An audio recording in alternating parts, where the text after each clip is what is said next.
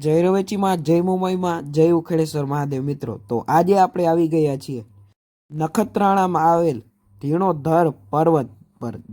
તે ભુજથી 65 કિલોમીટર જેટલું દૂર થાય છે. તેની ઊંચાઈ 386 મીટર જેટલી છે અને ત્યાંથી કર્કવૃત પણ પસાર થાય છે. તમે આજે પણ અહીં જશો તો તમને દાદાના પગલાં ધીણોધર ડુંગરની ટોચ ઉપર આજે પણ તે સ્થાન છે જ્યાં દાદાએ તપ કર્યું હતું. ત્યાં તેમના પગલાંની પૂજા થાય છે. આજે આપણે આ વિડીયોમાં ધોરમનાથ બાપુની સોપારી ઉપરની તપસ્યા અને તેમના ઇતિહાસ વિશેની જાણ મેળવીશું. તેની ઇતિહાસની જાણ આપણને અહીંના વતની મહિપત બાપુ પણ આપે છે, તે પણ આપણે તમને બતાવીશું. આપણે મંદિરમાં આગમન કરી લીધું છે.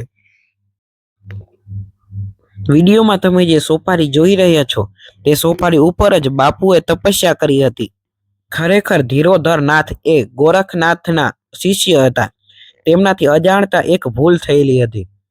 આ ભૂલના પ્રાયશ્ચિત માટે કઠોર તપ કરવાનો તે નિર્ણય કર્યો.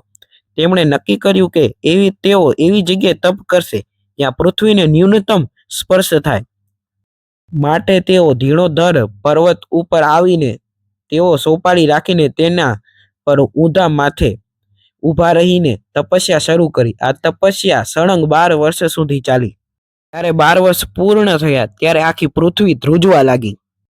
તેઓ જ્યારે પ્રથમ દિવ્ય દ્રષ્ટિ પોતાની દરિયા ઉપર નાખે છે ત્યારે દરિયો સુકાઈ જાય છે અને દરિયો એ સફેદ રણમાં પરિવર્તિત થઈ જાય છે અને પર્વત પણ ફાટી જાય છે.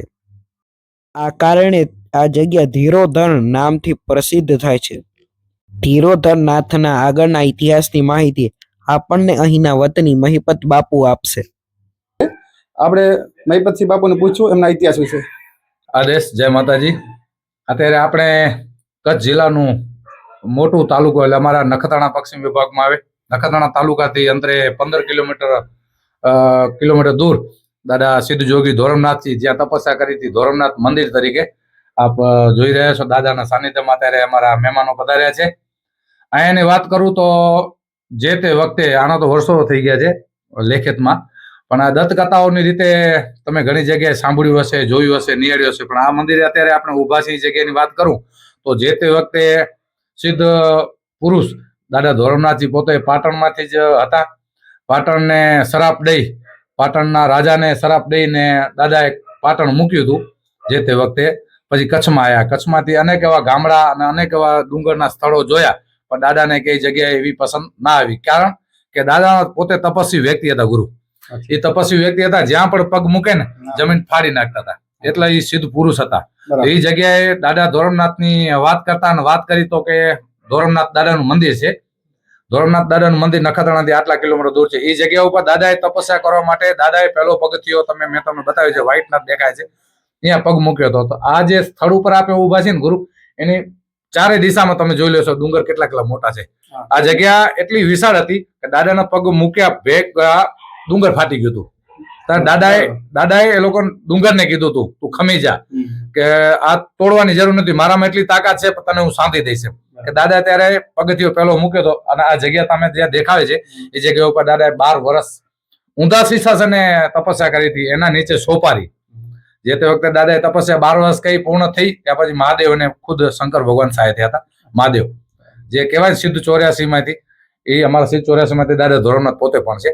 ત્યારે મહાદેવને સહાય થયા હતા. દાદા ધોરમનાથને કે તમે આંખું ખોલો, તપસ્યા શું કામ કરો છો આટલી બધી? એ કે હું તપસ્વી વ્યક્તિ છું, તપસ્યા કરીશ, પણ હું અત્યારે જે તમે મને આંખું ખોલવાનું કહો છો, પણ હું જે બાજુ જે દિશામાં આંખું ખોલીશ એ દિશા ભસ્મભીત થઈ જશે. એટલે મને તમે ખાલી એટલું માર્ગદર્શન દો કઈ બાજુ જીવ જનાવર પશુ પક્ષી કોઈ ન હોય એ બાજુ. જે તમે સામે નિહાળી રહ્યા છો વ્હાઈટ જે દેખાય છે રણ અમારું, એ ખાવડા વિસ્તારમાંથી નાનું બની કહેવાય અમારા આ વિસ્તારમાંથી. હાજીપીરનું જે રણ છે, જે તે વખતે દાદાએ એ બાજુ આંખીની દ્રષ્ટિ ખોલી હતી તો વિશાળ રણ બની ગયો હતો. અને દાદાએ 12 વર્ષ તપસ્યા કરી હતી. મહાદેવની કૃપા સારી થઈ. આજે અમારા આજુબાજુના 12 ગામો છે, જે નાની હલથી 12 ગામો દાદા ધોરમનાથને અને થાનને લાગુ પડે છે. એ 12 દાદાની 5મ તિથિ ઉજવીએ છીએ. ચોથના મેળો હોય અને ચોથના પ્રોગ્રામ હોય, 5મના અમે મેળો ઉજવીએ છીએ. આ વિશે છે. એના સિવાય કઈક જોઈતું હતો અને તમે અહીંયા વિઝિટ લીધી ને દાદાના દર્શન કરવા ખૂબ છેટેથી બહુ આનંદ આવ્યો. આટલી બધી મને માહિતી આપી તે બદલ આપનો આભાર બાપુ. જય માતા.